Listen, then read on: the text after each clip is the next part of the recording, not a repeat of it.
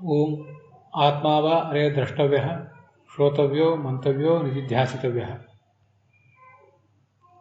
ಭಾಗವತದ 2ನೇ ಸ್ಕಂಧ, ಅಲ್ಲಿ 2ನೇ ಅಧ್ಯಾಯ 15 ಶ್ಲೋಕಗಳವರೆಗೆ ನಮ್ಮ ಶ್ರವಣ ಸಮಾಪ್ತ ಆಗಿದೆ. ಅಲ್ಲಿ ಮುಂದೆ ಈ ಕೆಲವು ಶ್ಲೋಕಗಳನ್ನು ಈ ಹಿಂದಿನ ಭಾಗದಲ್ಲಿ ಏನು ನೋಡಿದ್ದೇವಲ್ಲ, ಅವುಗಳ ಕೆಲವು ವಿಶೇಷ ಅಂಶಗಳನ್ನು ನಾವೀಗ ನೋಡಬೇಕಾಗಿದೆ. 6ನೇ ಶ್ಲೋಕದಿಂದ ಆರಂಭಿಸಿಯೇ ನಾವು ಕೆಲವು ಸಂಗತಿಗಳನ್ನು ಈಗ ಗಮನಿಸಬೇಕು. ಏವಂ ಸ್ವಚಿತ್ತೇ ಸ್ವತಯೇವ ಸಿದ್ಧೇ ಆತ್ಮ ಪ್ರಿಯೋರ್ಥೋ ಭಗವಾನ್ ಅನಂತಃ ತಂ ನಿರ್ವೃತೋ ನಿಯತಾರ್ಥೋ ಭಜೇತ ಸಂಸಾರ ಹೇತು ಪರತಮಷ್ಟೇ ಯತ್ರ ಅಂತ 6ನೇ ಶ್ಲೋಕ. ನಮಗೀಗ 15ನೇ ಶ್ಲೋಕದವರೆಗೆ ಶ್ರವಣ ಸಮಾಪ್ತ ಆಗಿದೆ ಸ್ಥೂಲ ರೂಪದಿಂದ. ಆದರೂ ಒಂದಿಷ್ಟು ವಿಶೇಷ ಅಂಶಗಳನ್ನು ನಾವೀಗ ನೋಡಬೇಕು. 6ನೇ ಶ್ಲೋಕದಲ್ಲಿ ಏನು ಹೇಳಿದರು? ಯಾದವಾರ್ ಹೇಳ್ತಾರೆ, ಅನೇನ ಉತ್ತಮಾಧಿಕಾರಿಣಾಂ ಯೋಗ್ಯಂ ಧ್ಯಾನಂ ವಿಹಿತಮಿತಿ ಜ್ಞಾತವ್ಯಂ. ಈಗ ನಮಗೆ ನಮ್ಮ ಮನಸ್ಸು ವಶೀಕೃತ ಆದ ಮೇಲೆ ಅನಂತನಾದ ಅರ್ಥಾತ್ ವ್ಯಾಪ್ತನಾದಂಥ ಭಗವಂತನನ್ನು ನಾವು ನಿರಂತರ ಧ್ಯಾನಿಸಬೇಕು. ವ್ಯಾಪ್ತನಾದ ಭಗವಂತನನ್ನು ಧ್ಯಾನಿಸಬೇಕು ಅಂತ ಹೇಳಿರೋದ್ರಿಂದ ಇದು ಉತ್ತಮಾಧಿಕಾರಿಗಳಿಗೆ ಯೋಗ್ಯವಾದಂತಹ ಧ್ಯಾನ ಅಂತ ಹೇಳಬೇಕು ಅಂತ ಯಾದವಾರರು ಅಲ್ಲಿ 6ನೇ ಶ್ಲೋಕದಲ್ಲಿ ಬರೆದಿದ್ದಾರೆ. ವಿಜಯಧ್ವಜರು ಹಾಗೇನು ಬರೆದಿಲ್ಲ, ಇಲ್ಲಿ ಅದೇನೇ ಇರಲಿ. ಮುಂದೆ 8ನೇ ಶ್ಲೋಕದಿಂದ ಆರಂಭಿಸಿ ಕೇಚಿತ್ ಸ್ವದೇಹಾಂತರ ಹೃದಯಾವಕಾಶೆ ಅಂತ ಬಂದಿದೆ. ತಮ್ಮ ಹೃದಯದೊಳಗೆ ಭಗವಂತನನ್ನು ಧ್ಯಾನಿಸ್ತಾರೆ ಅಂತ ಆ ಶ್ಲೋಕ. ಅದರ ಸ್ಥೂಲ ಅರ್ಥವನ್ನು ನಾವೀಗಾಗಲೇ ನೋಡಿ ಮುಗಿಸಿದ್ದೇವೆ. ತಮ್ಮ ಹೃದಯದಲ್ಲೇ ಭಗವಂತನನ್ನು ಧ್ಯಾನಿಸ್ತಾರೆ. ಅವನು ಚತುರ್ಭುಜನಾಗಿದ್ದಾನೆ, ಶಂಖ ಚಕ್ರ ಗದಾ ಇತ್ಯಾದಿಗಳನ್ನು ಹಿಡಿದಿದ್ದಾನೆ ಅಂತ ಬಂದಿದೆ. ಇಲ್ಲಿ ಇದು ಭಾಗವತ ಸಾರೋದ್ಧಾರದಲ್ಲಿ 203ರಿಂದ 208ನೇ ಶ್ಲೋಕದವರೆಗೆ ಸಾರೋದ್ಧಾರ ಸಂಖ್ಯೆಗಳನ್ನ ಹೇಳಿದೆ. ಈ ಅಧ್ಯಾಯದ 9ನೇ ಶ್ಲೋಕದಿಂದ ಆರಂಭ ಮಾಡಿಕೊಂಡು 14ನೇ ಶ್ಲೋಕದವರೆಗೆ ಈ ಎಲ್ಲ ಶ್ಲೋಕಗಳನ್ನು ಸಾರೋದ್ಧಾರಕಾರರು ನಮ್ಮ ಗ್ರಂಥದಲ್ಲಿ ತಗೊಂಡಿದ್ದಾರೆ. ಅದು ಧ್ಯಾನ ಪ್ರಕರಣ ಅಂತಲೇ ಪ್ರಕರಣ. ಹೇಗೆ ಧ್ಯಾನ ಮಾಡಬೇಕು ಅಂತ ಅನ್ನೋದನ್ನೆಲ್ಲ ಅಲ್ಲಿ ಬೇರೆ ಬೇರೆ ಸ್ಕಂದಗಳಿಂದ ಅವ್ರು ತಗೊಂಡಿರ್ತಾರೆ. ಭಾಗವತ ಸಾರೋದ್ಧಾರಕಾರರಿಗೆ ನಮ್ಗೆ ಗೊತ್ತಿರುವಂತೆ ಧ್ಯಾನದ ಕುರಿತಾಗಿ ಬೇರೆ ಬೇರೆ ಕಡೆ ಎಲ್ಲಾದರೂ ಶ್ಲೋಕಗಳು ಬಂದಿದ್ರೆ ಅದೆಲ್ಲವನ್ನು ಒಂದು ಕಡೆ ತಗೊಳ್ಬೇಕು ಅಂತ ಅವರ ತಾತ್ಪರ್ಯ. ಅಲ್ಲಿ ಸ್ಮರಣ ಅನ್ನೋದೊಂದು ಭಾಗವತ ಧರ್ಮ, ಅದನ್ನೇ ನಾವು ಧ್ಯಾನ ಮಾಡಬೇಕು ಅಂತ ಹೀಗೆಲ್ಲ ವರ್ಣಿಸಿದ್ದಾರೆ. ಆ ಧ್ಯಾನ ಪ್ರಕರಣದಲ್ಲಿ ಬರುವಂತಹ 2ನೇ ಶ್ಲೋಕ ಇದು. ಕೋತಿ ಪ್ರಯಾಸೋ ಸುರ ಬಾಲಕ ಹರೇಹೇ ಉಪಾಸನೆ ಸ್ವೇ ಹೃತಿ ಛಿದ್ರವತ್ ಸ್ಥಿತಃ ಅಸ್ಯಾತ್ಮನ ಸಖ್ಯುರಶೇಷದೇಹಿನಾಂ ಸಾಮಾನ್ಯತಃ ಕಿಂ ವಿಷಯೋಪಪಾದನೈ ಅಂತ. ವಸ್ತುತಃ ಈ ಶ್ಲೋಕ ಭಾಗವತದ 7ನೇ ಸ್ಕಂದದಲ್ಲಿ 7ನೇ ಅಧ್ಯಾಯದ 39ನೇ ಶ್ಲೋಕದ ರೂಪದಲ್ಲಿ ಬರೋದು. ಸಾರೋದ್ಧಾರದಲ್ಲಿ 202ನೇ ಶ್ಲೋಕ. ಇದರ ಮುಂದೆ 203ನೇ ಶ್ಲೋಕ ಏನಿದೆ ಅದೇ ನಾವೀಗ ನೋಡ್ತಿರುವ 2ನೇ ಸ್ಕಂದದ 2ನೇ ಅಧ್ಯಾಯದ ಶ್ಲೋಕ. 8ನೇ ಶ್ಲೋಕದಿಂದ ಆರಂಭಿಸಿ ನಾವೇನು ನೋಡ್ಲಿಕ್ಕೆ ಹೊರಟಿದ್ವಿ, 9ನೇ ಶ್ಲೋಕದಿಂದ ಆರಂಭಿಸಿ ಏನು ನೋಡ್ತಿದ್ದೇವೆ ಅದು. ನಾನು ಆ 7ನೇ ಸ್ಕಂದದಲ್ಲೂ ಬರುವುದನ್ನು ಯಾಕೆ ತಗೊಂಡೆ ಅಂದರೆ, ಈಗ ನಾವು ನೋಡ್ತಿರುವ 9ನೇ ಶ್ಲೋಕದಲ್ಲಿ ಹೃದಯಾವಕಾಶದಲ್ಲಿ ಭಗವಂತನನ್ನು ಧ್ಯಾನಿಸಬೇಕು ಅಂತ ಬಂದಿದೆಯಲ್ಲ, ಅದೇ ವಿಷಯ ಮುಂದೆ ಕೂಡ ಬಂದಿದೆ. ಪ್ರಹ್ಲಾದ ತನ್ನ ಸಹಚರರಾದಂಥ ಬಾಲಕರಿಗೆ ಹೇಳ್ತಾನೆ, ಭಗವಂತನನ್ನು ಧ್ಯಾನಿಸುವುದು ಏನು ಕಷ್ಟ ಅಸುರ ಬಾಲಕರೇ, ಭಗವಂತ ಹರಿಶಬ್ದವಾಚ್ಯನಾದ ಈ ಭಗವಂತ ನಮ್ಮ ಹೃದಯದಲ್ಲೇ ಇದ್ದಾನೆ. ಅವನ ವಿಶೇಷ ಉಪಾಸನೆ ಬಹಳ ದೊಡ್ಡ ಸಾಧಕರಿಗೆ ಸಾಧ್ಯ ಆಗ್ತದೆ. ಅನೇಕ ಗುಣಗಳನ್ನ ಅವರು ಚಿಂತನೆ ಮಾಡ್ತಾರೆ. ಗುಣೈಸ್ಸರ್ವೈರುಪಾಸ್ಯೋಸೌ ಬ್ರಹ್ಮಣ ಪರಮೇಶ್ವರ ಅನ್ಯೇದ್ ಯಥಾಕ್ರಮಂ ಚೈವ ಮಾನುಷೈ ಕೈಶ್ಚಿದೇವತು ಅಂತ ಸೂತ್ರ ಭಾಷೆಯಲ್ಲಿ ಬರೋದು.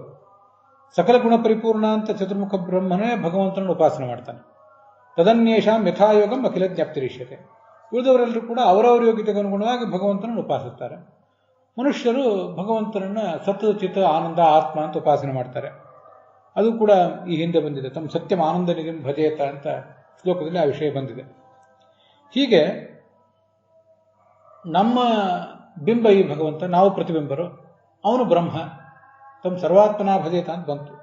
ಅವನು ದೊಡ್ಡವನು, ನಾವು ಸಣ್ಣವರು ಅಂತ ಇಷ್ಟು ಉಪಾಸನೆ ಮಾಡಲಿಕ್ಕೆ ಏನು ಕಷ್ಟ ಇದೆ? ಯಾಕೆಂದ್ರೆ ನಮ್ಮ ಹೃದಯದಲ್ಲಿ ಒಂದು ಅವಕಾಶ ಅಂತೂ ಇದೆಯಲ್ಲ, ಜಾಗ ಇದೆಯಲ್ಲ. ಅದರಂತೆ ಹೃದಯ ಛಿದ್ರವತ್ ಸ್ಥಿತ, ಹೃದಯದೊಳಗೆ ಆಕಾಶ ಹೇಗಿದೆಯೋ ಅದ್ರ ಬಗ್ಗೆ ನಮಗೇನು ಸಂಶಯ ಏನಿಲ್ವೋ, ಹಾಗೆ ನಮ್ಮ ಒಳಗೆ ಕೂಡ ಭಗವಂತ ಆಕಾಶದಷ್ಟೇ ಇದ್ದಾನೆ, ಆಕಾಶದಂತೆಯೇ ಸರಳವಾಗೇ ಇದ್ದಾನೆ. ಆಕಾಶ ಅಲ್ಲಿದೆ ಅಂದ ಮೇಲೆ ಭಗವಂತನು ಕೂಡ ಇದ್ದೇ ಇದ್ದಾನೆ ಅಂತ ಅರ್ಥ. ಆಕಾಶವತ್ ಸರ್ವಗತಶ್ಚ ನಿತ್ಯಂ ಅಂತ ಭಗವದ್ಗೀತಾದಲ್ಲಿ ಭಗವಂತನನ್ನ ಆಕಾಶಕ್ಕೆ ಹೋಲಿಸಿ ವ್ಯಾಖ್ಯಾನ ಮಾಡಿದ್ದಾರೆ.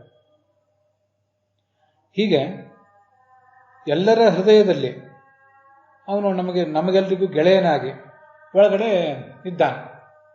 ಇದು ನಾವೆಲ್ಲರೂ ಕೂಡ ನೋಡ್ತಾನೆ ಇದ್ದೇವೆ. ಇದರಲ್ಲಿ ನಮಗೇನು ಆಶ್ಚರ್ಯ ಇದೆ ಆ ಭಗವಂತ ಹಾಗಿದ್ದಾನೆ ಅಂತ ಧ್ಯಾನ ಮಾಡಲಿಕ್ಕೆ? ಸಾಮಾನ್ಯತ ಕಿಂ ವಿಷಯೋಪಪಾದನೆ, ಈ ಭಗವಂತ ನಮ್ಮ ಒಳಗಿದ್ದಾನೆ, ಅವನನ್ನು ನಾವು ಧ್ಯಾನ ಮಾಡಬೇಕು ಅನ್ನೋದನ್ನ ಬಹಳ ಕಷ್ಟಪಟ್ಟು ಹೇಳಿ ಪ್ರವಚನ ಮಾಡಿ ತಿಳಿಯಬೇಕಾದ ಸಂಗತಿ ಏನಾದರೂ ಇದೆಯೇನೋ? ಬಹಳ ಸರಳವಾದಂಥ ಸಂಗತಿ ಇದು. ಪ್ರಹ್ಲಾದ ತನ್ನ ಅಸುರ ಬಾಲಕರಿಗೆ ಹೇಳ್ತಾ ಇದ್ದಾನೆ. ಅವರನ್ನ, ಆ ಅಸುರ ಬಾಲಕರನ್ನ, ಸ್ವಭಾವತಃ ಅಸುರರಾದಂತಹ ಅವರನ್ನ ಆತ ಪ್ರೋತ್ಸಾಹಗೊಳಿಸಿದಂಥ ರೀತಿ ತುಂಬ ಅದ್ಭುತ. ನಮಗೆಲ್ಲರಿಗೂ ಒಂದು ದೇಹ ಇದೆ, ದೇಹದೊಳಗೊಂದು ಹೃದಯ ಇದೆ, ಅಲ್ಲೊಂದಿಷ್ಟು ಜಾಗ ಇದೆ, ಅಲ್ಲಿ ಭಗವಂತ ಇದ್ದಾನೆ ಅಂತ ಉಪಾಸನೆ ಮಾಡ್ರಿ. ಆಕಾಶದಂತೆ ಅವನಲ್ಲಿದ್ದಾನೆ ಅಂತ ಉಪಾಸನೆ ಮಾಡ್ರಿ. ದೊಡ್ಡ ದೊಡ್ಡ ಮಠಗಳಿಗೆ, ಮಂದಿರಗಳಿಗೆ, ಪವಿತ್ರ ಕ್ಷೇತ್ರಗಳಿಗೆ ಹೋಗಬೇಕು ಅಂತಿದ್ರೆ, ಅಲ್ಲಿ ಉಪಾಸನೆ ಮಾಡಬೇಕು ಅಂತಿದ್ರೆ ಸ್ವಲ್ಪ ಕಷ್ಟವೇ. ನಮ್ಮನ್ನು ಆ ದೇವರಿಂದ ದೂರವೇ ನಿಲ್ಲಿಸ್ತಾರೆ. ಗರ್ಭಗುಡಿಯೊಳಗೆ ನಾವು ಹೋಗುವಂತಿಲ್ಲ. ಗರ್ಭಗುಡಿಯೊಳಗೆ ಯಾರೋ ಕೆಲವರನ್ನು ದೊಡ್ಡವರನ್ನು ಬಿಟ್ಟರೂ ಕೂಡ ಅವರು ದೇವರನ್ನು ಮುಟ್ಟುವಂತಿಲ್ಲ. ಈಗೆಲ್ಲ ಅನೇಕ ಕಡೆ ತುಂಬ ಕಷ್ಟ ಇರ್ತದೆ. ಯಾವುದೇ ಕ್ಷೇತ್ರಕ್ಕೆ ಹೋದರೂ ಕೂಡ ಅದರದೇ ಆದ ನೀತಿ ನಿಯಮಗಳಿರ್ತವೆ. ನಮ್ಮದೇ ಮನೆಯಲ್ಲಿ ನಾವು ಉಪಾಸನೆ ಮಾಡುವ ಕಲ್ಲಿನ, ಕಟ್ಟಿಗೆ, ಲೋಹದ ವಿಗ್ರಹಗಳನ್ನು ಕೂಡ ಸ್ನಾನ ಮಾಡದೆ ಉಪಾಸನೆ ಮಾಡುವಂತಿಲ್ಲ. ಮಡಿ ಮೇಲಿಗೆ ಬೇಕು, ಅದಕ್ಕೆ ವಿಧಿವಿಧಾನಗಳಿವೆ. ಆದರೆ ಮಲಗಿದ್ದಾಗಲೂ, ಇನ್ನೂ ನಿದ್ರೆ ಬರುವುದಕ್ಕಿಂತ ಮುಂಚೆ, ನಿದ್ರೆ ಬಂದ ಮೇಲೆ ಅಂತ ಅರ್ಥ ಅಲ್ಲ, ನಮ್ಮಂಥವರಿಗೆ ನಿದ್ರೆ ಬಂದ ಮೇಲೆ ಭಗವಂತನ ಉಪಾಸಿಸಲಿಕ್ಕೆ ಆಗೋದಿಲ್ಲ, ಅದು ಆ ಕಡೆ ಇರಲಿ. ಮಲಗುವುದಕ್ಕಿಂತ ಮುಂಚೆ, ಮಲಗಿ ಎದ್ದ ಮೇಲೆ, ಇನ್ನೂ ಮೈಲಿಗೆಯಲ್ಲಿದ್ದಾಗ, ಯಾವ ಸಂದರ್ಭದಲ್ಲಿ ಆದರೂ ಕೂಡ ನಮ್ಮ ಹೃದಯದೊಳಗೆ ಭಗವಂತ ಇದ್ದಾನೆ, ಅವನೇ ನಮ್ಮನ್ನು ನಿಯಂತ್ರಿಸ್ತಾ ಇದ್ದಾನೆ ಅಂತ ಹೀಗೆ ಉಪಾಸನೆ ಮಾಡಲಿಕ್ಕೆ ನಮಗೇನು ತೊಂದರೆ ಇದೆ? ತುಂಬ ಸರಳವಾದ ಉಪಾಸನೆ ಇದು. ಸರಳವಾದ ಉಪಾಸನಾ ಕ್ರಮ. ಯಾವುದೇ ಮಂತ್ರ ಬೇಕಾಗಿಲ್ಲ, ತಂತ್ರ ಬೇಕಾಗಿಲ್ಲ, ಮಡಿ ಮೇಲಿಗಳು ವಿಧಿವಿಧಾನ ಬೇಕಾಗಿಲ್ಲ. ಅದನ್ನು ಮಾಡಿ ಏನು ಕಷ್ಟ ಇದೆ ನಿಮಗೆ ಅಂತ ಅಲ್ಲಿ ಕೇಳ್ತಿದ್ದಾನೆ. ಅದಾದ್ಮೇಲೆ ಬರುವ 203ನೇ ಶ್ಲೋಕ ಇದೆ. ಸರಿ, ಇದಕ್ಕೆ ವಿಜಯಧ್ವಜರು ಮೊದಲಾದವರು ಏನು ಅರ್ಥ ಮಾಡಿದ್ದಾರೆ ಅಂತ ಅನ್ನೋದನ್ನು ನಾವು ನೋಡಬೇಕು. 8ನೇ ಶ್ಲೋಕದವರೆಗೆ ವ್ಯಾಖ್ಯಾನ ವಿಶೇಷಗಳನ್ನು ನೋಡಿದ್ದೀವಿ. 9ನೇ ಶ್ಲೋಕದಿಂದ ಆರಂಭಿಸಿ ವ್ಯಾಖ್ಯಾನ ವಿಶೇಷಗಳನ್ನು ನಾವೀಗ ನೋಡಬೇಕು. ಕೇಚಿತ್ ಅಂತ ಬಂದರೆ ಆತ್ಮೋಪಾಸನೆಗೆ ಯೋಗ್ಯರಾದವರು, ಭಗವಂತನನ್ನ ಆತ್ಮ ಅಂತ ಉಪಾಸನೆ ಮಾಡಲಿಕ್ಕೆ ಯೋಗ್ಯರಾದಂಥವ್ರು ಎಲ್ಲರೂ ಕೂಡ ಅವರು ಆ ಭಗವಂತನನ್ನ ಕಾಣ್ತಾರೆ. ಇದಕ್ಕೆ ವಿಶೇಷ ಏನು ಬರೆದಿಲ್ಲ ವಿಜಯಧ್ವಜರು. ಯಾದವಾರ್ಯರು ಹೇಳ್ತಾರೆ, ಏವಂ ಉತ್ತಮಾಧಿಕಾರಿಣಾಂ ಧ್ಯಾನಂ ವಿಧಾಯ. 6ನೇ ಶ್ಲೋಕದಲ್ಲಿ ಉತ್ತಮಾಧಿಕಾರಿಗಳು ಹೇಗೆ ಧ್ಯಾನ ಮಾಡಬೇಕು ಅನ್ನೋದನ್ನು ಶುಕಾಚಾರ್ಯ ತಿಳಿಸಿದರು.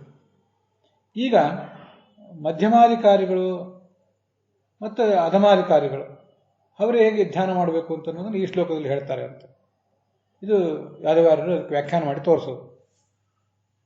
ಈ ಥರ ಹಿಂದೆ 6ನೇ ಶ್ಲೋಕದಲ್ಲಿ ಉತ್ತಮಾಧಿಕಾರಿಗಳ ಬಗ್ಗೆ ಬಂತು, 9ನೇ ಶ್ಲೋಕದಲ್ಲಿ ಮಧ್ಯಮ ಮತ್ತು ಅಧಮಾಧಿಕಾರಿಗಳ ಬಗ್ಗೆ ಹೇಳ್ತಿದ್ದಾರೆ ಅಂತ ಯಾದವಾರ್ಯರ ವ್ಯಾಖ್ಯಾನ ಇದೆ. ಅದರ ಬಗ್ಗೆ ನನಗೆ ಇನ್ನೂ ಕೆಲವು ಸಂದೇಹಗಳಿವೆ. ಬೇರೆ ವ್ಯಾಖ್ಯಾನಕಾರರು ಅದನ್ನು ಹೇಳಲಿಲ್ಲ, ಅದರಿಂದ ಹೀಗೆ ಇದನ್ನು ತಿಳ್ಕೊಳ್ಬೇಕಾ? ಮೇಲೆ 6ನೇ ಶ್ಲೋಕದಲ್ಲಿ ಹೇಳಿದ್ದು ಉತ್ತಮಾಧಿಕಾರಿಗಳಿಗೆ ಸೀಮಿತವಾಗದೆ ಉಪಾಸನೆಯೋ ಹೇಗೆ ಅನ್ನೋದ್ರ ಬಗ್ಗೆ ನನಗೆ ಸಂಶಯಗಳಿವೆ. ಮುಂದೆ ನೋಡೋಣ. ಈ ಉತ್ತಮಾಧಿಕಾರಿಗಳ ಬಗ್ಗೆ 6ನೇ ಶ್ಲೋಕದಲ್ಲಿ ಬಂದಾಯಿತು. ಮಧ್ಯಮಾಧಿಕಾರಿಗಳಿಗೆ ಸ್ವರೂಪ ದೇಹದಲ್ಲೇ ಭಗವಂತನನ್ನು ಕಾಣುವ ಅವಕಾಶ ಇರ್ತದೆ. ಅಲ್ಲಿ ಸ್ವದೇಹ ಅಂತ ಬಂದಿದೆಯಲ್ಲ, ಸ್ವದೇಹ ಅಂದರೆ ಸ್ವಶ್ಚಾಸವು ದೇಹಶ್ಚ, ತನ್ನ ಸ್ವರೂಪಭೂತವಾದ ದೇಹ ಅಂತ ಅರ್ಥ. ಇನ್ನು ಇಲ್ಲಿ ಕೇಚಿತ್ ಅಂದರೆ ಮಧ್ಯಮಾಧಿಕಾರಿಗಳು ಅಂತ ತಿಳ್ಕೊಂಡ್ರೆ, ಅಧಮಾಧಿಕಾರಿಗಳು ಅಂತ ತಿಳ್ಕೊಂಡ್ರೆ ಅವರಿಗೆ ಸ್ವರೂಪ ದೇಹದಲ್ಲಿ ಭಗವಂತನನ್ನು ಕಾಣಲಿಕ್ಕೆ ಆಗೋದಿಲ್ಲ, ಅಷ್ಟು ಮೇಲಕ್ಕೆ ಅವರು ಏರಿರೋದಿಲ್ಲ. ತಮ್ಮ ಈ ಭೌತ ದೇಹ ಇದೆಯಲ್ಲ, ತಂದೆ ತಾಯಿಯಿಂದ ಬಂದಿರುವ ದೇಹ, ಇದು ಸ್ವಸ್ಯ ದೇಹ. ಇದು ಜೀವ ಸ್ವರೂಪವಾದ ದೇಹ ಅಲ್ಲದೆ ಇರಬಹುದು, ಸ್ವಸ್ಯ ದೇಹ. ಇದರಲ್ಲಿ ಆ ಭಗವಂತನನ್ನು ಅವರು ಧ್ಯಾನಿಸುವ ಪ್ರಯತ್ನ ಮಾಡಬೇಕು ಅಂತ ಅದರ ಅರ್ಥ. ಹಾಗಾಗಿ ಸ್ವರೂಪಭೂತವಾದ ದೇಹವೇ ಆಗಿರಲಿ, ಸ್ವರೂಪಭೂತ ಅಲ್ಲದೆ ಹೋದರೂ ನಮ್ಮ ಅಧೀನತೆ ಒಳಪಟ್ಟ ದೇಹವೇ ಆಗಿರಲಿ, ಆ ದೇಹದ ಹೃದಯದಲ್ಲಿ ಏನು ಆ ದೇಹದ ಹೃದಯ ಏನಿದೆ ಅಲ್ಲಿರುವ ಭಗವಂತನನ್ನು ತಸ್ಮಿನ್ ವಸಂತಂ ಭಗವಂತಂ. ಪ್ರಾದೇಶ ಅಂದರೆ ನಮ್ಮ ಹೆಬ್ಬೆರಳು ಮತ್ತು ತೋರ್ಬೆರಳು, ಅವುಗಳ ಎರಡನ್ನೂ ಹೀಗೆ ಚಾಚಿದ್ರೆ ಏನೊಂದು ವಿಸ್ತಾರ ಬರಬೇಕು, ಅದನ್ನೇ ಚೋಟು ಅಂತ ಕರೆಯೋದು. ಆ ಪ್ರಮಾಣ ಇರುವ ಭಗವಂತ ಅಂತ ತಿಳ್ಕೋಬೇಕು. ನಾವು ಧ್ಯಾನ ಮಾಡುವಾಗ ಆ ಭಗವಂತನ ರೂಪವನ್ನೇನು ಕಣ್ಮುಂದೆ ತಂದ್ಕೋತೀವಿ, ಅದನ್ನು ಆ ಚೋಟುದ್ದ ಅಂತ ತಂದ್ಕೊಳ್ಳೋದು, ಚೋಟುದ್ದವಾಗಿ ಅವನನ್ನು ಕಾಣುವ ಪ್ರಯತ್ನ ಮಾಡೋದು, ಅದೊಂದು ವಿಚಾರ. ಅಥವಾ ಅವನು ಹಾಗಿದ್ದಾನೆ, ನಾವು ಕಾಣುವಾಗ ಹೆಚ್ಚು ಕಡಿಮೆ ಆಗಬಹುದು, ಅದು ಅವನು ಇರುವವನು ಆ ಥರ ಅಂತಾದರೂ ಕೂಡ ಭಗವಂತನನ್ನು ಚಿಂತಿಸಬಹುದು. ಹೃದಯೇ ಸರ್ವಶೋ ವ್ಯಾಪಿ ಪ್ರಾದೇಶ ಪುರುಷೋತ್ತಮ ಅಂತ ಬೃಹದಾರಣ್ಯಕ ಉಪನಿಷತ್ ಭಾಷ್ಯ ಮೊದಲಾದ ಕಡೆ ಅದ್ರ ಬಗ್ಗೆ ಕೇಳಿ ಬರ್ತದೆ. ನಮ್ಮ ಹೃದಯದಲ್ಲಿರುವಂತಹ ಸರ್ವಶೋ ವ್ಯಾಪಿ, ಹೃದಯದಲ್ಲಿ ವ್ಯಾಪಿಸಿಕೊಂಡಿರುವಂತಹ ಪ್ರಾದೇಶ, ಅಗ್ರೇಶ, ಮೂಲೇಶ ಅಂತ ಹೀಗೆಲ್ಲ ಅವನ ಬಗ್ಗೆ ಕೇಳಿ ಬರ್ತದಲ್ಲ, ಅದನ್ನೇ ಇಲ್ಲಿ ಹೇಳಿದ್ದಾರೆ ಅಂತ ಕಾಣಿಸ್ತದೆ. ವ್ಯಾಖ್ಯಾನಕಾರರು ಅದನ್ನೇನು ವಿವರಿಸಿ ಹೇಳಲಿಲ್ಲ, ಆದರೂ ಪ್ರಾದೇಶ ಅಂದರೆ ಹೃದಯ ಸರ್ವಶೋ ವ್ಯಾಪಿ, ಹೃದಯದಲ್ಲಿ ವ್ಯಾಪಿಸಿಕೊಂಡಿರುವಂಥ ಭಗವಂತನ ರೂಪವನ್ನೇ ಪ್ರಾದೇಶ ಎಂಬುದಾಗಿ ಹೇಳಿದ್ದಾರೆ. ಅದಕ್ಕಾಗಿ ಇಲ್ಲಿ ಭಾಗವತವು ಕೂಡ ಅವನನ್ನು ಪ್ರಾದೇಶ ಮಾತ್ರ ಪುರುಷಂ ವಸಂತಂ ಅಂತ ಹೀಗೆ ಹೇಳಿದೆ ಅಂತ ನನ್ನದೊಂದು ಆಲೋಚನೆ. ಅಂತಹ ಭಗವಂತನನ್ನು ನಾವಿಲ್ಲಿ ಧ್ಯಾನಿಸಬೇಕು. ಪ್ರಸನ್ನ ವಕ್ತ್ರಂ ನಲಿನಾಯಿತಿ ಕ್ಷಣಂ ಇತ್ಯಾದಿಗಳು ಮುಂದಿದ್ದು. ಇದಕ್ಕೆ ವಿಷ್ಣು ತೀರ್ಥರು ಏನು ಹೇಳ್ತಾರೆ ಅಂತನ್ನೋದನ್ನ ನಾವೀಗ ಸ್ವಲ್ಪ ನೋಡಬೇಕು. ಅವರು ಕೂಡ ಪ್ರಾದೇಶ ಅಂತ ಹೇಳಿರುವುದೇನಿದೆ, ಆ ಉಪಾಸನೆಗೆ ಯೋಗ್ಯನಾದವನು ಕೇಚಿತ್ ಅಂತ ಬಂದರೆ, ಬೇರೆ ಯಾರೋ ಕೆಲವರು ಈ ಥರ ಹೇಳ್ತಾರೆ, ನಮಗದೇನು ಸಮಾಧಾನ ಇಲ್ಲ ಅಂತ ಹೀಗೆ ಕೆಲವು ಸರಿ ಒಂದು ನಮಗೆ ಆಲೋಚನೆ ಬರ್ತದೆ. ಆದರೆ ಆ ಥರ ಅರ್ಥ ಇಲ್ಲ ಇದು. ಈ ಥರ ಹೃದಯದಲ್ಲಿ ಭಗವಂತನನ್ನು ಕಾಣುವವರು ಜ್ಞಾನಿಗಳೇ, ಬಿಂಬೋಪಾಸನೆ ಮಾಡಲಿಕ್ಕೆ ಅರ್ಹರಾದವರು. ತತ್ರೈವ ತಾವತ್ ವಯಂ ಪ್ರವರ್ತಾಮಹೇ ಇತ್ಯತಃ ಅವಸರ ಪ್ರಾಪ್ತ ಸೂಕ್ಷ್ಮ ರೂಪಂ ತದುಪಾಸನಂ ಚ ಸಪ್ರಕಾರಂ. ಶುಕಮುನಿ ಪರೀಕ್ಷಿತನಿಗೆ ಹೇಳ್ತಾರಲ್ಲ, ಸ್ಥೂಲ ರೂಪದ ಚಿಂತನೆ ಮಾಡ್ರಿ, ಧ್ಯಾನ ಮಾಡ್ರಿ ಅಂತ ಬಂತು. ಇನ್ನು ಸೂಕ್ಷ್ಮವಾದಂಥ ಬಿಂಬರೂಪದ ಚಿಂತನೆಗೆ ಅವಕಾಶ ಸಂಪಾದನೆ ಮಾಡಿದವರು ಅವರೇನು ಮಾಡಬೇಕು? ಕೆಲವರು ತಮ್ಮ ಹೃದಯದಲ್ಲಿ ಭಗವಂತನನ್ನು ಕಾಣುವ ಪ್ರಯತ್ನ ಮಾಡ್ತಾರೆ. ಅವನೊಂದು ಚೋಟಿನಷ್ಟಿದ್ದಾನೆ, ಚೋಟು ಉದ್ದವಾಗಿದ್ದಾನೆ ಅವನು. ಸ್ಥೂಲೇ ಜಿತಮನಸ್ಕಾಹ ಸೂಕ್ಷ್ಮ ಅವಧಾನ ಯೋಗ್ಯ. ಸ್ಥೂಲವಾದ ಬ್ರಹ್ಮಾಂಡ ಮತ್ತು ಈ ಪ್ರಕೃತಿಯ ಭಾಗವಾದಂಥ ಪಂಚಭೂತಗಳು, ಅವುಗಳಲ್ಲಿ ಭಗವಂತನ ಚಿಂತನೆ ಮಾಡುವುದನ್ನು ಅಭ್ಯಾಸ ಮಾಡಿಕೊಂಡಿದ್ದಾರೆ. ಈಗ ಸೂಕ್ಷ್ಮವಾದ್ದನ್ನು ಅವರು ಚಿಂತನೆ ಮಾಡಬೇಕಾಗಿದೆ. ಅಂತಹ ಭಗವಂತನನ್ನು ಅವರು ಹೀಗೆ ಧ್ಯಾನ ಮಾಡ್ತಾರೆ. ಅದರಿಂದ ಕೇಚಿತ ಅಂತ ಬಂದರೆ ಅದೇನೋ ಬೇರೆ ಯಾರು ಹೇಳ್ತಾರೆ, ನಮಗದೇನು ಸಮಾಧಾನ ಇಲ್ಲ ಅಂತ ಹೀಗೆ ಅರ್ಥ ಅಲ್ಲ. ಬೃಹದಾರಣ್ಯಕ ಭಾಷ್ಯದಲ್ಲಿ ಹೀಗಿದೆ: ಹೃದಯೇ ಸರ್ವಶೋ ವ್ಯಾಪಿ, ಹೃದಯದಲ್ಲಿ ಎಲ್ಲ ಕಡೆ ವ್ಯಾಪಿಸಿಕೊಂಡಿದ್ದಾನೆ. ಪ್ರಾದೇಶ ಜೀವಾನಾಂ ಸ್ಥಾನಮುದ್ದಿಷ್ಟ ಸರ್ವದೈವ ಸನಾತನಃ. ಹೃತ್ಕರ್ಣಿಕಾ ಮೂಲಗತಃ, ಹೃದಯ ಕಮಲ ಏನಿದೆ ಅದರ ಬುಡದಲ್ಲಿ ಅಂಗುಷ್ಟ ಪ್ರಮಾಣದಲ್ಲಿ ಮೂಲೇಶ ಅನ್ನುವನಿದ್ದಾನೆ. ಅಂಗುಷ್ಟ ಮಾತ್ರೇ ಪುರುಷೇ ಕರ್ಣಿಕಾಗ್ರಸ್ಥಿತೇ ಹರೋ. ಹೃದಯ ಕಮಲದ ಅಗ್ರಭಾಗದಲ್ಲಿ ಇನ್ನೊಬ್ಬ ಇದ್ದಾನೆ, ಅವನು ಅಗ್ರೇಶ ಅಂತ ಕರೆಸ್ಕೊಂಡಿದ್ದಾನೆ. ಕರ್ಣಿಕಾಗ್ರಸ್ಥಿತವು ಹರವು ಪ್ರವಿಶಂತಿ ಸುಷುಪ್ತೌತು ಪ್ರಬುದ್ಧಂತೆ ತತಸ್ತತಃ ಸೋಯಂ ತ್ರಿರೂಪ ಭಗವಾನ್ ಹೃದಯಾಖ್ಯ ಪ್ರತೀಕಿತಃ. ಮೂರು ರೂಪಗಳುಳ್ಳಂತಹ ಭಗವಂತನಿಗೆ ಹೃದಯ ಅಂತ ಹೇಳ್ತಾರೆ. ಅದರಿಂದ ಇಲ್ಲಿ ಪ್ರಾದೇಶ ಅಂದರೆ ಹೃದಯದಲ್ಲಿರುವವನು ಅನ್ನೋದು ಹೃದಯ ಆ ಬೃಹದಾರಣ್ಯಕ ಭಾಷ್ಯದ ಉಪನಿಷತ್ತಿನ ಚಿಂತನೆಗೆ ಹೊಂದಿಕೊಳ್ತದೆ ಅಂತ ನಾವು ನೋಡಬೇಕು. ಆಯಿತು, ಮುಂದೆ ಪ್ರಸನ್ನ ವಕ್ತೃ ಮತ್ತು ಇತ್ಯಾದಿ ಬಂತು. ಪ್ರಸನ್ನ ಭಕ್ತ ಅಂದರೆ ವಿಜಯಧ್ವಜರು ಹೇಳುವಂತೆ ಭಕ್ತರಿಗೆ ಸಂತೋಷ ಕೊಡಲಿಕ್ಕೋಸ್ಕರ ಪ್ರವೃತ್ತನಾದವನು. ಕದಂಬ ಅಂತ ಕೃಷ್ಣನಿಗೆ ಪ್ರಿಯವಾದ ಒಂದು ತರು, ಅದರ ಕಿಂಜಲ್ಕ, ಅದರ ಒಂದು ಕೇಸರ, ಅದರ ಅಂಕುರ ಮೊಳಕೆ, ಅದರಂತೆ ಕೆಂಪು ಮತ್ತು ಹಳದಿ ಮಿಶ್ರಿತವಾದ ಒಂದು ವಸ್ತ್ರ ಆತನಿಗಿದೆ ಅಂತ ಹೀಗಾದ ತಾತ್ಪರ್ಯ.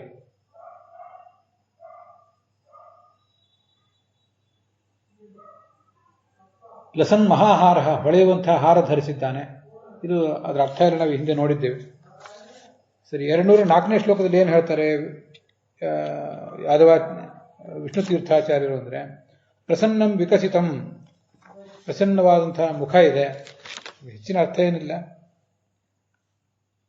ಕಿಂಜಲ್ಕವತ್ ಕೇಸರಂ ಕೇಸರವತ್ ಪಿಶಂಗಂ ವಾಸಃ ಯಶಸಃ. ದೊಡ್ಡವರು ಹೇಳಿದ ವಾಕ್ಯಗಳನ್ನು ಓದಬೇಕು ಅಂತ ಓದ್ತಿದ್ದೇನೆ ಅಷ್ಟೇ, ಅಲ್ಲೇನು ವಿಶೇಷ ಅಂಶ ಏನಿಲ್ಲ. ಅದಾದ್ಮೇಲೆ ಮುಂದೆ ಉನ್ನಿದ್ರ ಹೃತ್ ಪಂಕಜ ಕರ್ಣಿಕಾಲಯೇ ಅಂತ ಶ್ಲೋಕ.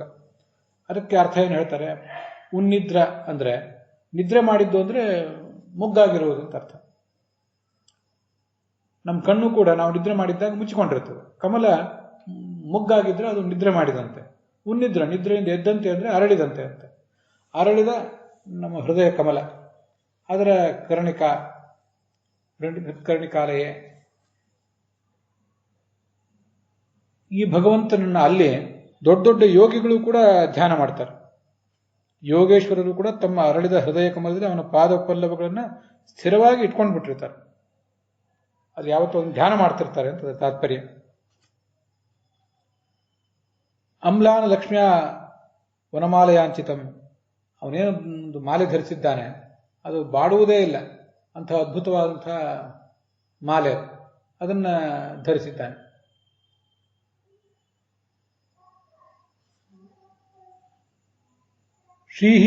ಶ್ರೀಲಕ್ಷಣಂ ಯಸ್ಯ ವಕ್ಷಸಿ, ಭಗವಂತನ ಎದೆಯಲ್ಲಿ ಆ ಶ್ರೀ ಇದ್ದಾಳೆ, ಲಕ್ಷ್ಮೀದೇವಿ ಇದ್ದಾಳೆ. ಅದು ಇವೆಲ್ಲ ವಿಷ್ಣು ತೀರ್ಥರ ವಾಕ್ಯಗಳು. ಶ್ರೀರೇವ ಲಕ್ಷಣಂ ಚಿಹ್ನಂ ಯಸ್ಯ ವಕ್ಷಸಿ, ಯಾರ ಹೃದಯದಲ್ಲಿ ಲಕ್ಷ್ಮೀದೇವಿಯೇ ಚಿಹ್ನ ರೂಪದಿಂದ ಇದ್ದಾಳೆ, ಆದ್ರಿಂದ ಆತನನ್ನ ಆ ಶ್ರೀದೇವಿಯಿಂದ ಅಲಂಕೃತವಾದ ಎದೆ ಉಳ್ಳವನು ಅಂತ ಧ್ಯಾನಿಸಬೇಕು. ಕುಸ್ತುಭ ಅಂತ ಕೌಸ್ತುಭ ಅಂತಿದೆಯಲ್ಲ, ಅದಕ್ಕೆ ವಿಷ್ಣು ತೀರ್ಥರು ಅರ್ಥ ಬರೀತಾರೆ, ಕುಸ್ತುಭಾತ್ ಸಮುದ್ರಾತ್ ಜಾತಂ ಕೌಸ್ತುಭಂ ಅಂತ ಹೀಗೆ. ಅಂತ ಒಂದು ರತ್ನ, ಆ ರತ್ನದ ಮಾಲೆಯನ್ನ ಇವನು ಧರಿಸಿದ್ದಾನೆ. ಯಾದವಾರರು ಕೂಡ ಹಾಗೆ ಬರೀತಾರೆ. ಕುಸ್ತುಭ ಅಂದ್ರೆ ಸಮುದ್ರ, ಯಾಕೆ ನಮಗವೇನು ಗೊತ್ತಾಗೋದಿಲ್ಲ. ನಾನು ಅದನ್ನ ಬೇರೆ ಬೇರೆ ಕಡೆ ನೋಡ್ಲಿಕ್ಕೆ ಪ್ರಯತ್ನ ಪಟ್ಟೆ, ಆದರೂ ಕೂಡ ಅದರದ್ದು ಸ್ಪಷ್ಟವಾಗಿ ಏನು ಅರ್ಥ ಆಗಲಿಲ್ಲ. ಆದರೆ ಜ್ಞಾನಿಗಳಾದಂಥ ವಿಜಯಧ್ವಜರು ಮತ್ತು ಯಾದವಾರ್ಯರು ಅದನ್ನು ಹೇಳಿದ್ದಾರೆ, ನಾವು ಅಷ್ಟನ್ನ ತಿಳಿದ್ರೆ ಸಾಕು ಅಂತ ಕಾಣಿಸ್ತು.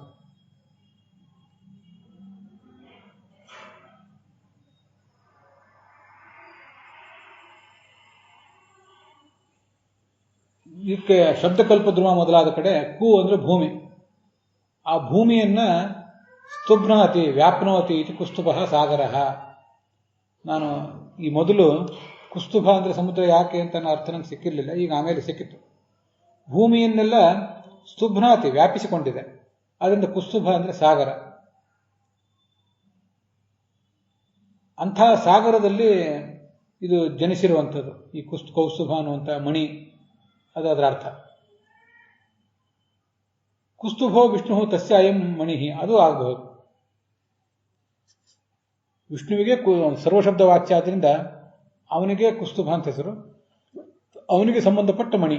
ಅಥವಾ ಕುಸ್ತುಭ ಅಂತ ಸಮುದ್ರದಲ್ಲಿ ಹುಟ್ಟಿದ ಮಣಿ, ಕ್ಷೀರಸಾಗರದಲ್ಲಿ ಹುಟ್ಟಿದ ಮಣಿ, ಹಾಗೂ ಕೂಡ ಅದಕ್ಕೆ ಅರ್ಥ ಆಗ್ಬೋದು.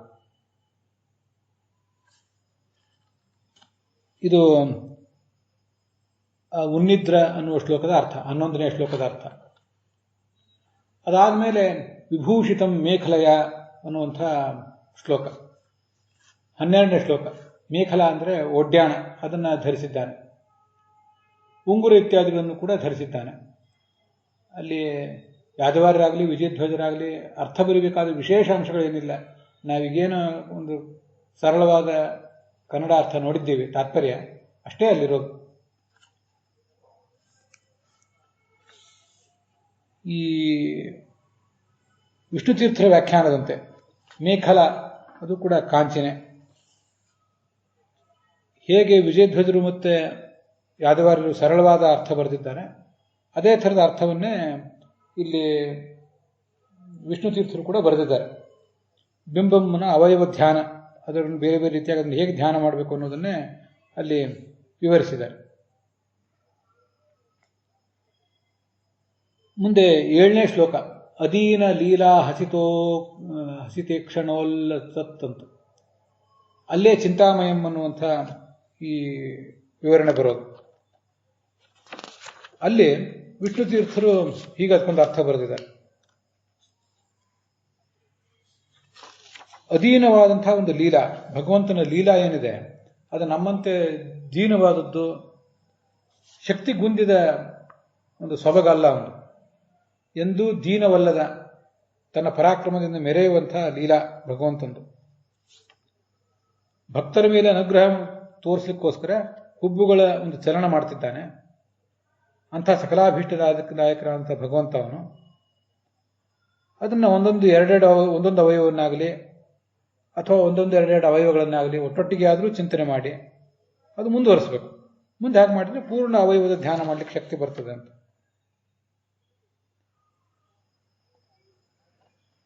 ಸಮ್ಯಕ್ ಸೂಚಿತ ಮಹಾನ್ ಅನುಗ್ರಹ. ಅವನ ಹುಬ್ಬಿನ ಕುಣಿತವನ್ನು ನೋಡಿದರೆ ಅವನು ನಮಗೆ ಹೇಗೆ ಅನುಗ್ರಹ ಮಾಡ್ತಿದ್ದಾನೆ ಅಂತ ಅನ್ನೋದು ಗೊತ್ತಾಗ್ತದೆ, ಒಟ್ಟಾರೆ ಅವನ ಮುಖವನ್ನು ನೋಡಿದರೆ. ಅವತಿಷ್ಠತೆ ಅಖಂಡತೆಯ ಸ್ಥಿತಂ ಭವತಿ. ಧಾರಣ ಮಾಡಲಿಕ್ಕೆ ನಮಗೆ ಶಕ್ತಿ ಬಂದ ಮೇಲೆ ತಥೋ ಅಖಂಡತೆಯ ಮನೋವಧಾನ ರೂಪಂ ಧ್ಯಾನಮೇವ ಕಾರ್ಯಂ ತಸ್ಮಿನ್ ಚಿರಕಾಲಮಭ್ಯಸ್ತೆ ಸತಿ ಸಮಾಧಿ ಭವತಿ. ನಡುವೆ ವಿಚ್ಛೇದ ಬಂತು ಅಥವಾ ಭಗವಂತನ ಒಂದೊಂದೇ ಅವಯವನ್ನು ಧ್ಯಾನ ಮಾಡಿದರೆ ಅಂದರೆ ಅದನ್ನ ಧಾರಣ ಅಂತ. ಭಗವಂತನ ಪೂರ್ಣ ಸ್ವರೂಪವನ್ನು ಧ್ಯಾನ ಮಾಡಿದರೆ ಅಥವಾ ದೀರ್ಘಕಾಲ ನಮ್ಮ ಇಚ್ಛೆಗೆ ಬಂದಂತೆ ಭಗವಂತನ ಧ್ಯಾನ ಮಾಡಲಿಕ್ಕೆ ಶಕ್ತರಾದರೆ ಅದನ್ನು ಧ್ಯಾನ ಅಂತ. ಖಂಡಾಸ್ಮೃತಿ ಧಾರಣಾಸ ಅಖಂಡ ಧ್ಯಾನ ಮುಚ್ಯತೆ. ಅಪ್ರಯತ್ನ ಸಮಾಧಿಶ್ಚ. ನಮ್ಮ ಪ್ರಯತ್ನಪೂರ್ವಕವಾಗಿ ಮಾಡುವುದನ್ನೇ ಧಾರಣ ಮತ್ತು ಧ್ಯಾನ ಅಂತಾರೆ. ನಮ್ಮ ಪ್ರಯತ್ನದಲ್ಲೇ ನಡುವೆ ವಿಚ್ಛೇದ ಬಂದರೆ ಅದು ಧಾರಣ, ವಿಚ್ಛೇದ ಬರದೇನೆ ಹಾಗೆ ಮುಂದುವರಿಸಿದರೆ ಅದು ಧ್ಯಾನ. ಪ್ರಯತ್ನವೇ ಇಲ್ಲದೆ ಭಾವಪರವಶನಾಗಿ ಇದ್ದಕ್ಕಿದ್ದಂತೆ ಧ್ಯಾನಾವಸ್ಥೆಗೆ ಹೋಗ್ತಾನೆ, ಅದನ್ನು ಸಮಾಧಿ ಅಂತ ಹೇಳ್ತಾರೆ. ಹೀಗೆ ಮೊದಲು ಧ್ಯಾನ, ಅಲ್ಲಿರೋ ಬಂದು ವಿಘ್ನಗಳನ್ನೆಲ್ಲ ವಿಚ್ಛೇದಗಳನ್ನೆಲ್ಲ ಗೆದ್ದು ಧ್ಯಾನ ಮಾಡಲಿಕ್ಕೆ ಸಮರ್ಥನಾದರೆ ಮುಂದೆ ಸಮಾಧಿ, ಅಪ್ರಯತ್ನೇನ ಸಮಾಧಿ ಸಿಗ್ತದೆ ಅಂತ ವಿಷ್ಣು ತೀರ್ಥರು ಅಲ್ಲಿ ವರ್ಣನೆ ಮಾಡ್ತಾರೆ. ಇದು ಸ್ಮರಣ ಅನ್ನುವಂಥ ಭಗವಂತನ ಒಂದು ಧರ್ಮ. ಇದು ಅಧೀನ ಲೀಲೆಯ ಅಧೀನಂ ಉದಾರಂ ಏತ ಲೀಲಾಹಸಿತಂ. ಅವನು ಲೀಲೆಯಿಂದನೇ ನಗುತ್ತಾ ಇದ್ದಾನೆ. ಆ ನಗು ಎಂಥದ್ದು ಅಂದರೆ ಅಧೀನವಾದದ್ದು, ದೈನ್ಯದ ನಗು ಅಲ್ಲ, ತುಂಬು ಆನಂದದ ನಗು. ಅದು ಸಂತೋಷದಿಂದ ಆನಂದದ ಸಮುದ್ರ ಆದ್ದರಿಂದ ಅವನ ಆನಂದವೇ ಉಕ್ಕಿ ಬರ್ತಾ ಇದೆ ಅವನ ನಗುವಿನ ರೂಪದಲ್ಲಿ. ಆ ನಗುವಿನಿಂದ ನಮ್ಮನ್ನು ನೋಡ್ತಾ ಇದ್ದಾನೆ, ನಗುವಿನ ಪೂರ್ವಕವಾಗಿ ನಮ್ಮನ್ನ ನೋಡ್ತಿದ್ದಾನೆ. ಮತ್ತೆ ಹುಬ್ಬಿನ ಮೂಲಕವೂ ಕೂಡ ನಮ್ಮ ಮೇಲೆ ಅನುಗ್ರಹವನ್ನ ಅವನು ತೋರಿಸ್ತಾ ಇದ್ದಾನೆ. ನಾವೀಗಾಗಲೇ ನೋಡಿದ್ದೀವಿ, ಚಿಂತ ಅಂದರೆ ಭಗವಂತನ ಕುರಿತಾಗಿ ಚಿಂತೆ ಮತ್ತು ವಿಷಯಗಳ ಕಡೆಗೆ ಒಂದು ಕಡೆಗಣನೆ, ತಿರಸ್ಕಾರ. ಇಂಥ ಎರಡೂ ಚಿಂತೆಗಳನ್ನು ನಾವು ಮಾಡಿದರೆ ಭಗವಂತ ನಮಗೆ ಅನುಗ್ರಹ ಮಾಡ್ತಾನೆ. ಯಾವನ್ ಮನಃ ಧಾರಣ ಮಾಡಿ ನಮಗೆ ಪಕ್ವವಾಗುವವರೆಗೂ, ಮುಂದೆ ಧ್ಯಾನ ಮಾಡಲಿಕ್ಕೆ ಸಾಧ್ಯ ಆಗುವವರೆಗೂ ಅದನ್ನು ಹಾಗೆ ಮಾಡ್ತಾನೇ ಇರಬೇಕು. ಎಲ್ಲಿವರೆಗೂ ಮಾಡಬೇಕು ಅಂದರೆ ಅದನ್ನು ಹೇಳಿದೆ ಬ್ರಹ್ಮಸೂತ್ರ ಭಾಷ್ಯನೂ ಕೂಡ. ಧ್ಯಾನಂತೂ ಯಾವ ದೀಕ್ಷಾ ಸ್ಯಾತ್. ಧಾರಣ, ಧ್ಯಾನ ಮತ್ತು ಸಮಾಧಿಗಳ ಗುರಿ ಏನು ಅಂದರೆ ಭಗವಂತನ ಸಾಕ್ಷಾತ್ಕಾರ ಮಾಡಿಕೊಳ್ಳುವುದೇ ಗುರಿ. ಅಲ್ಲಿವರೆಗೂ ಅದನ್ನು ಮಾಡ್ತಾನೇ ಇರಬೇಕು. ಎಲ್ಲಿವರೆಗೂ ಮಾಡುವುದು ಅಂತ ಪ್ರಶ್ನೆ ಇಲ್ಲವೇ ಇಲ್ಲ. ಸಾಕ್ಷಾತ್ಕಾರ ಆದವರೂ ಮಾಡ್ತಾರೆ ಭಗವಂತನ ಧ್ಯಾನ ಅಂದಮೇಲೆ, ಮತ್ತೆ ನಮ್ಮದೇನ ನಾವು ಹೇಳಬೇಕಾಗಿದೆ, ಅದನ್ನು ಮುಂದುವರಿಸಲೇಬೇಕು ಅಂತ ಅದರ ತಾತ್ಪರ್ಯ. ಮುಂದೆ ಏಕೈಕ ಶೃಂಗಾನಿ ಅಂತ ಈ ಶ್ಲೋಕ, 14ನೇ ಶ್ಲೋಕ. ಅದು ಸಾರೋದ್ಧಾರದಲ್ಲಿ 208ನೇ ಶ್ಲೋಕ. ಪಾದದಿಂದ ಆರಂಭಿಸಿ ಮುಖದವರೆಗೆ ಒಂದೊಂದೇ ಅಂಗಗಳನ್ನು ನಾವು ಚಿಂತನೆ ಮಾಡಬೇಕು. ಹೇಗೆ ಒಂದೊಂದು ಅವಯವದ ಚಿಂತನೆ ನಮಗೆ ವಶೀಕೃತ ಆದಮೇಲೆ ಎಲ್ಲವನ್ನು ಒಟ್ಟಿಗೆ ಚಿಂತನೆ ಮಾಡಬೇಕು ಅಂತ ಹೀಗೆಲ್ಲ ಬಂದಿದೆ. ಪರಂ ಸಿದ್ಧತಿ ಧೀರ್ ಯಥಾ ಯಥಾ.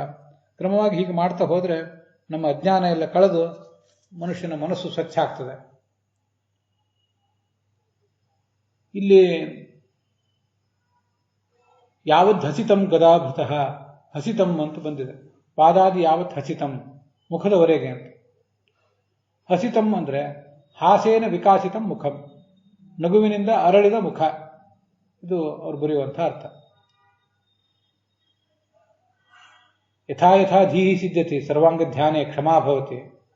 ನಮ್ಮ ಬುದ್ಧಿಗೆ ಭಗವಂತನ ಅಂಗಾಂಗಗಳನ್ನೆಲ್ಲವನ್ನೂ ಧ್ಯಾನ ಮಾಡುವ ಶಕ್ತಿ ಬಂದ ಮೇಲೆ ತಥಾ ಅಭ್ಯಸ್ತಂ ಕುರಿಯಾತ್, ಆ ಥರ ಬರುವಂತೆ ಅಭ್ಯಾಸ ಮಾಡಬೇಕು. ಗುರಿ ಅದಾಗಿರ್ಬೇಕು ನಮಗೆ.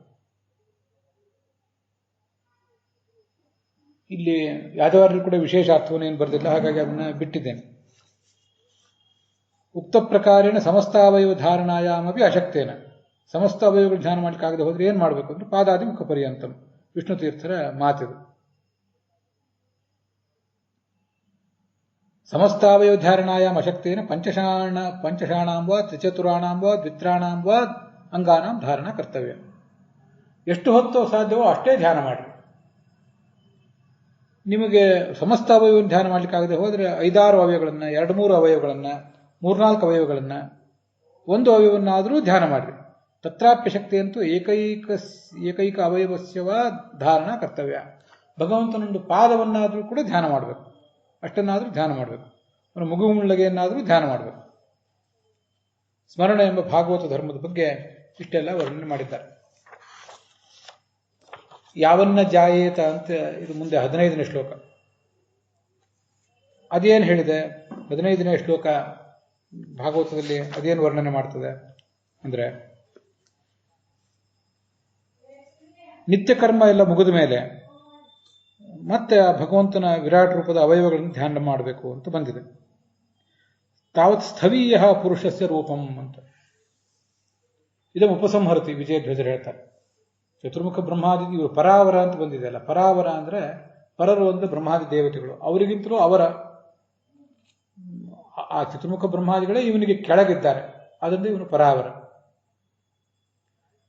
ಅವನು ವಿಶ್ವೇಶ್ವರ, ಜಗತ್ತಿನ ಒಡೆಯಾಗಿದ್ದಾನೆ. ಅವನನ್ನ ನಾವು ಧ್ಯಾನದ ಮೂಲಕ ಒಲಿಸಿಕೊಳ್ಳುವಂಥ ಪ್ರಯತ್ನ ಮಾಡಬೇಕು. ಹಿಂದೆ ಬಂದಿದೆ ಪಾತಾಳಭೀತಸ್ಯ ಹಿ ಪಾಲಮೂಲಂ. ಒಂದು ಬ್ರಹ್ಮಾಂಡವನ್ನೇ, ಸಮಸ್ತ ಬ್ರಹ್ಮಾಂಡವನ್ನೇ ಅವನ ಸ್ವರೂಪ ಅಂತ ನಾವು ಚಿಂತನೆ ಮಾಡಬೇಕು ಅಂತ ಬಂದಿದೆ ಹಿಂದೆ. ಆದ್ದರಿಂದ ಸರ್ವಲೋಕಕ್ಕೂ ಆಧಾರನಾದ ಭಗವಂತನ ರೂಪವನ್ನು ಹೀಗೆ ಚಿಂತಿಸಬೇಕು. ನಿತ್ಯ ಕ್ರಿಯಾವಸಾನೆ, ನಿತ್ಯ ಆಹ್ನಿಕದ ಸಂದರ್ಭದಲ್ಲಿ ಅದು ಮುಗಿದ ಮೇಲೆ ಏಕಾಗ್ರ ಮನಸ್ಸಿನಿಂದ ಈ ಎಲ್ಲವನ್ನು ಧ್ಯಾನ ಮಾಡುವ ಪ್ರಯತ್ನ ಮಾಡಬೇಕು.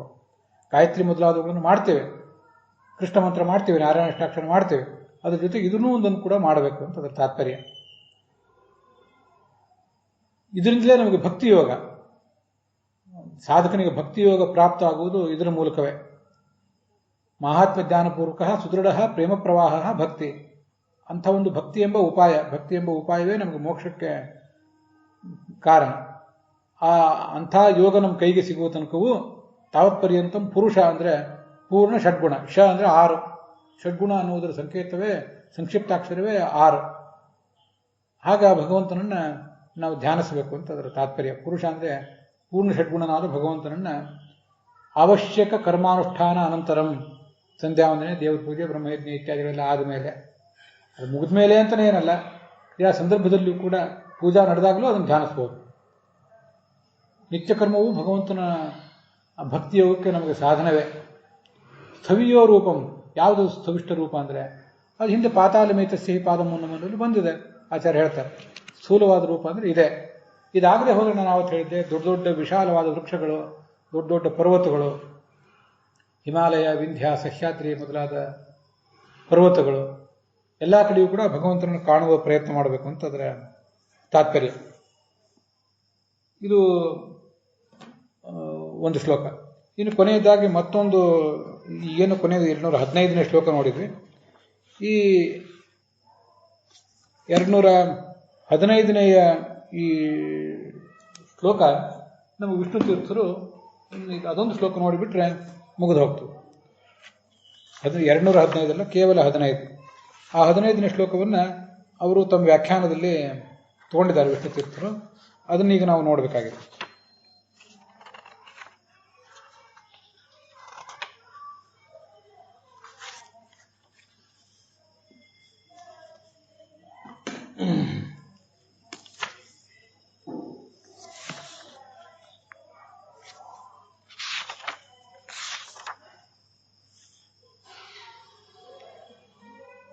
ಏಕೈಕ ಶೋಂಗಾನಿ ಅಂತ ಅದು 14ನೇ ಶ್ಲೋಕ. ಅಲ್ಲಿಯವರೆಗೇನೆ ವಿಷ್ಣು ತೀರ್ಥರು ಎಲ್ಲವನ್ನು ಕೂಡ ಹೇಳಿದ್ದಾರೆ. 15ನೇ ಶ್ಲೋಕವನ್ನು ಅವರು ಭಾಗವತ್ ಸಾರೋದ್ಧಾರದಲ್ಲಿ ಹೇಳಲಿಲ್ಲ. ನಾನು ಅದನ್ನ ಪ್ರಮಾದದಿಂದ ಆ 15ನೇ ಶ್ಲೋಕವನ್ನು ವಿಷ್ಣು ತೀರ್ಥರು ಸಾರೋದ್ಧಾರದಲ್ಲಿ ಹೇಳಿದ್ದಾರೆ ಅಂತ ಹೇಳಲಿಕ್ಕೆ ಹೋದೆ. ಅದರಿಂದ ಆ 15ನೇ ಶ್ಲೋಕವೊಂದನ್ನು ಬಿಟ್ಟು 14ನೇ ಶ್ಲೋಕದವರೆಗೆ ವಿಷ್ಣು ತೀರ್ಥರು ಧ್ಯಾನ ಪ್ರಕರಣದಲ್ಲಿ ಅದನ್ನೆಲ್ಲ ವರ್ಣನೆ ಮಾಡಿದ್ದಾರೆ. ಹೀಗೆ ವಿಷ್ಣು ತೀರ್ಥರು ಹೇಳಿದ್ದನ್ನು ಕೂಡ ಗಮನಿಸಿದ್ದೇವೆ. ಅದರೊಂದಿಗೆ ಈ 215ನೇ ಶ್ಲೋಕದವರೆಗೆ ಶ್ಲೋಕಗಳ ಸಾರಾಂಶ ಮತ್ತು ಅದರ ವ್ಯಾಖ್ಯಾನ ವಿಶೇಷಗಳು ಇದನ್ನೆಲ್ಲವನ್ನು ಕೂಡ ನಾವು ನೋಡಿದ್ದೀವಿ. ಅದರೊಂದಿಗೆ ಇವತ್ತಿನ ಈ ಭಾಗ ಸಮಾಪ್ತವಾಗಿದೆ. ಹುಸಿಯ ನಾಡಿ ಹೊಟ್ಟೆ ಹೊರೆವ ವಿಷಯದಲ್ಲಿ ರಸಿಕನಂದು ಹುಸಿಗೆ ಹಾಕಿದಿರುವ ಎನ್ನ ಹೃಷಿಕೇಶನೆ ಈಶನಿನ್ನ ಚರಣ ಭಜನೆ ಆಸೆಯಿಂದ ಮಾಡುವೆ ದೋಷರಾಶಿ ನಾಶ ಮಾಡು ಶ್ರೀಶಕೇಶವ ಶ್ರೀಕೃಷ್ಣಾರ್ಪಣ ಮಸ್ತು.